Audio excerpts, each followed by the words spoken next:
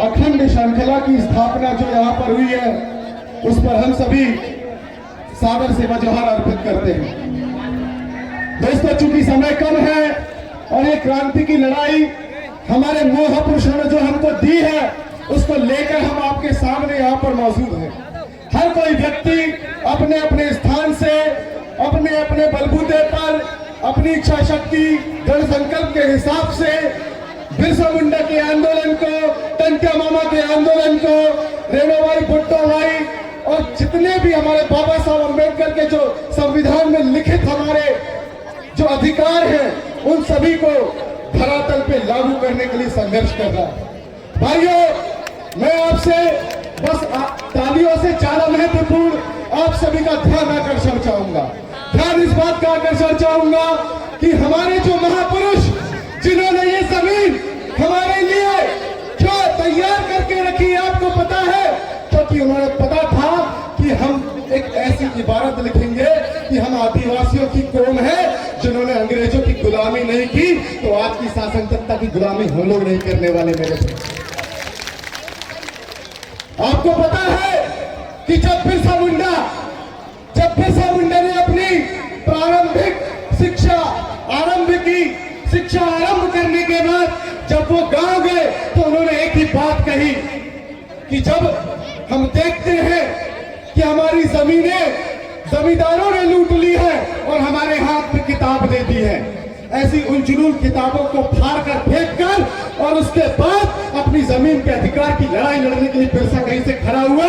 वो बिरसा डेविड से बिरसा मुंडा बना और आज वो बिरसा मुंडा की और सारे वंशज यहाँ पर उसके आंदोलन को आगे लेकर चल रहे हैं मेरे भाई। और उसी बिरसा मुंडा की उस नसीहत को बाबा साहब अम्बेडकर ने आत्मसात किया और 25 दिसंबर के दिन बाबा साहब ने एक और उलझुल किताब का दहन कर दिया मेरे भाई। कि वो बिरसा मुंडा की देन है और किसी और की देन नहीं है।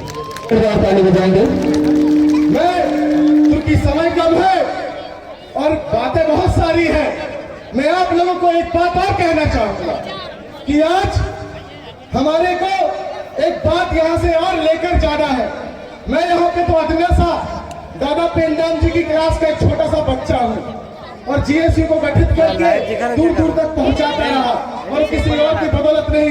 दादा सतीश पेंदाम जी ने हमको जो दिशा निर्देश दिए, समाज को कैसे संगठित करना है, इस समाज को कैसे जागरूक करना है, उस समय से हमने काम किया। हमने उस समय से काम किया मेरे भाई, जिस प्रकार से बाबा साहब अम्बेडकर को लोग पढ़ने नहीं दिया करते थे, हम जय सेवा बोला करते थे, तो लोग हमको जय सेवा बोलने नहीं दिया करते थे। हम उस समय से काम करते आ रहे हैं मेरे भाई। और यहाँ पर जब 2013 के आंदोलन में मेरे महेंद्र भाई यहाँ पर अभी बाहुबली पहुंचे हैं, उनके लिए भी जोरदार तालियों स्वागत हो जाए। 2013 के आंदोलन में भोपाल में हम लोगों ने लाठियां खाई थी और उस समय जब हम लोगों का आदिवासियों का आंदोलन भोपाल से गरजा था, तो यहाँ से शासन सत्ता को समझ में आ गया था कि ये लोग एक दिन इतिहास रचेंगे, इसलिए क्यों ना इनको आपस में तोड़ दिया जाए। परंतु अब ये सफल नहीं होने वाले। जितना टूट फूट इनको करना था इन्होंने पहले कर दी।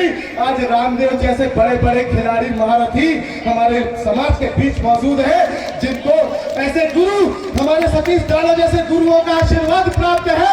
हम सब मिलकर फिर से एक नया इतिहास लिखने जा रहे हैं। इस जगह से, हमारे हरण गांव की जमीन से इस बात को यहाँ से लेके जाएंगे। हरण का मतलब कि जिन लोगों ने ये हरण गांव को, मैंने एक छोटी सी लोकार्पण सूची है वो कहना चाहूंगा। अब हमको हरना होगा। हरण का मतलब हरना होता है ना, अब हमको हरना होगा, क्योंकि ये मांगने से हमारे अधिकार नहीं दे रहे हैं। अब अधिकारों के लिए जड़ से लड़ना होगा। और इसी के साथ मैं धन्यवाद प्रेषित करता हूँ आप सभी को कि आपने मुझे संक्षिप्त समय में यहाँ पे अपनी बात रखने का मौका दिया। इसी के साथ आखिर में नारे हो जाए, लड़ेंगे,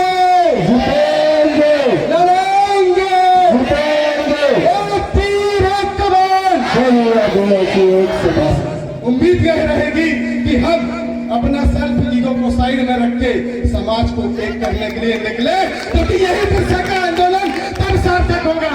अरे बातें बहुत होती है, जज्बातें बहुत होती है, परंतु सफल वही होता है जिसकी बातें दुश्मन के घर में भी शिद्दत के साथ होती है, वो सबके साथ होती है।